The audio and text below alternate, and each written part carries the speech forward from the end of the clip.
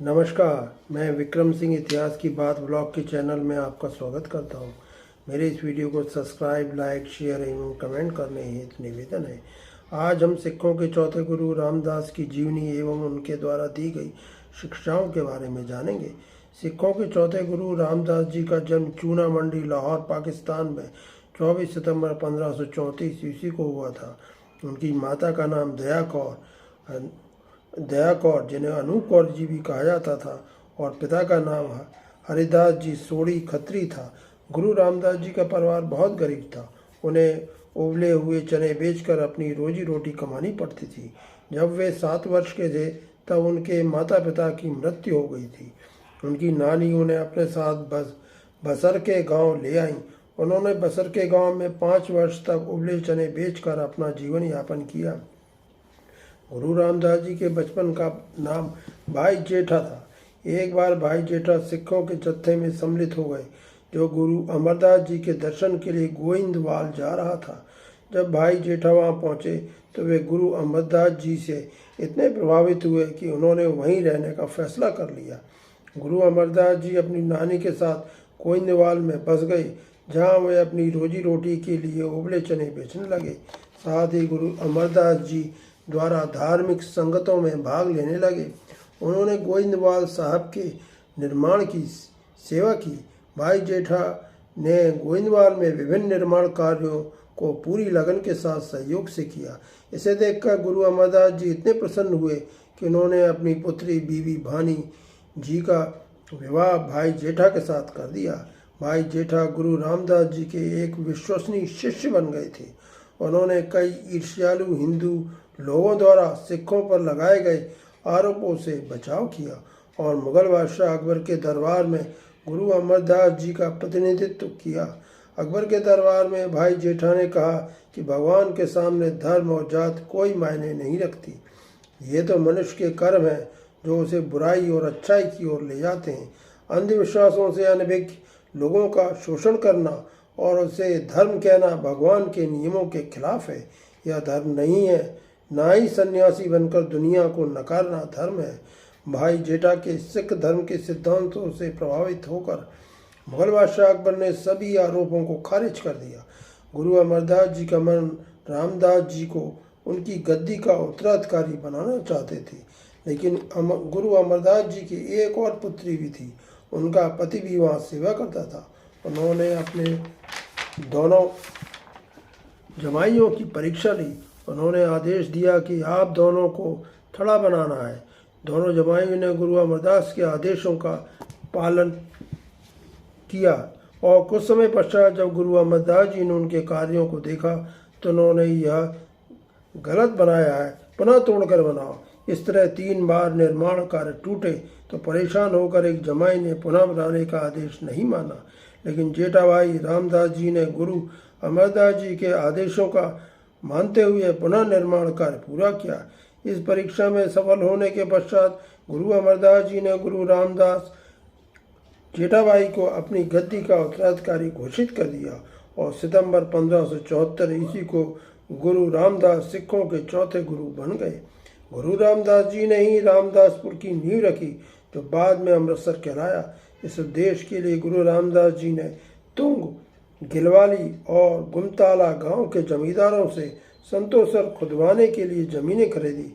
बाद में उन्होंने संतोष सरोवर का काम बंद कर दिया और अपना ध्यान अमृत सरोवर खुदवाने में लगा दिया। इस कार्य की देखरेख करने के लिए भाई सहलो जी एवं बाबा बूढ़ा जी को नियुक्त किया गया। शीघ्र ही अमृत शहर व्यापारिक एवं अध्यात्म का केंद्र बन गया। यहाँ सिखों के लिए भजन बंदगी का स्थान बनाया गया। गुरु रामदास जी ने अपने सिखों से आग्रह किया कि व्यक्ति न केवल शांत ध्यान से अपने जीवन को संपूर्ण बना सकता है, बल्कि दूसरों के सुख और दुख में सक्रिय रूप से भाग ले सकता है। इस तरह वह खुद को अहंकार व लालच से छुटकारा दिला सकता है और अपने आध्यात्मिक अकेलेपन को समाप्त कर सकता है। इसी समय सिख धर्म में एक और व्यक्ति ने हिस्सा लिया। उसका नाम भाई गुरदास था, जो गुरु रामदास जी के छोटे भाई के पुत्र थे। भाई गुरदास जी एक बेहतरीन कवि और तुलनात्मक धर्म के विद्वान थे, जो आगे चलकर गुरु ग्रंथ साहब जी के पहले संस्करण के लेखक बने। गुरु रामदास जी द्वारा लिखित 688 श्लोक गुरु ग्रंथ साहब में शामिल हैं, जो हमें विभिन्न प्रकार की शिक्षाएं देते हैं।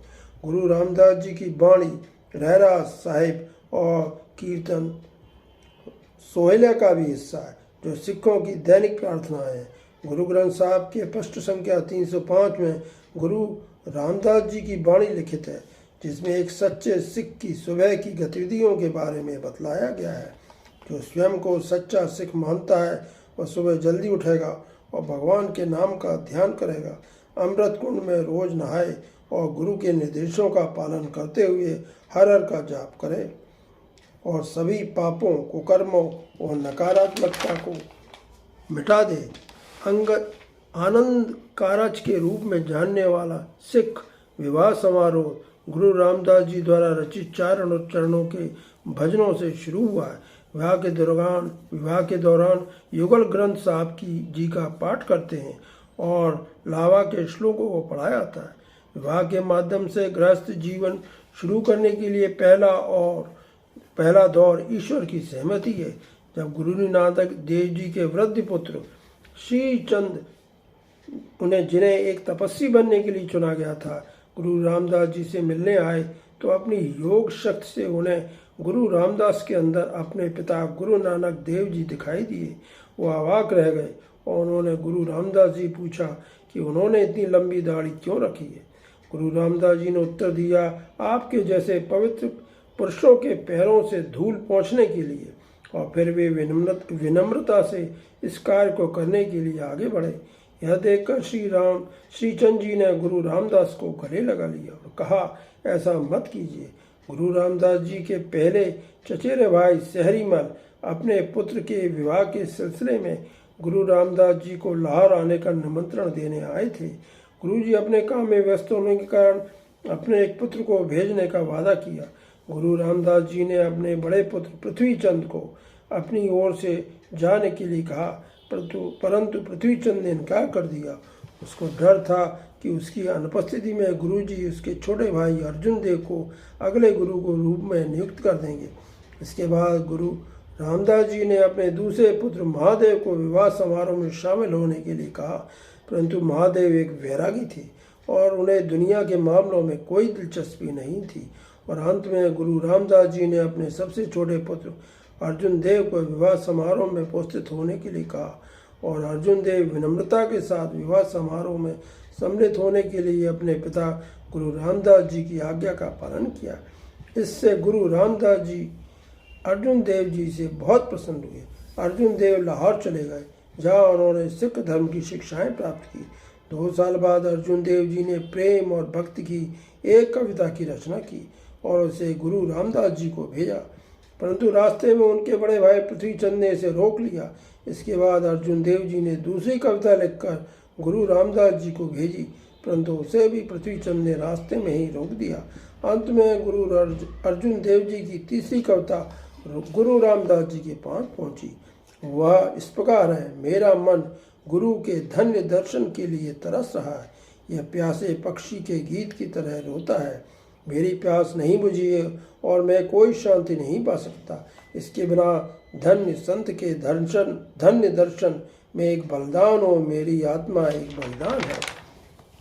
प्रिय संत गुरु के धन्य दर्शन के लिए जब गुरु रामदास जी को यह कविता प्राप्त हुई तो वे चकित रह गए। उन्होंने सोचा कि पहले की 2 कविताएं कहाँ गई होंगी।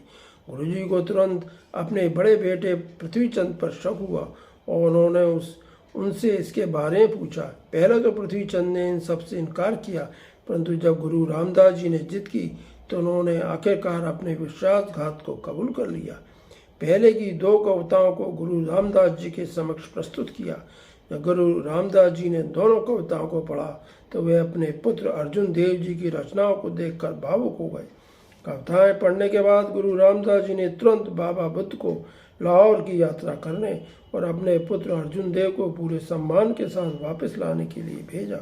उनके लौटने पर गुरु रामदास जी ने अपने पुत्र अर्जुन देव को पूरे सम्मान के साथ अपना उत्तराधिकारी घोषित कर दिया और उन्हें सिखों के 5वें गुरु के रूप में नियुक्त कर दिया।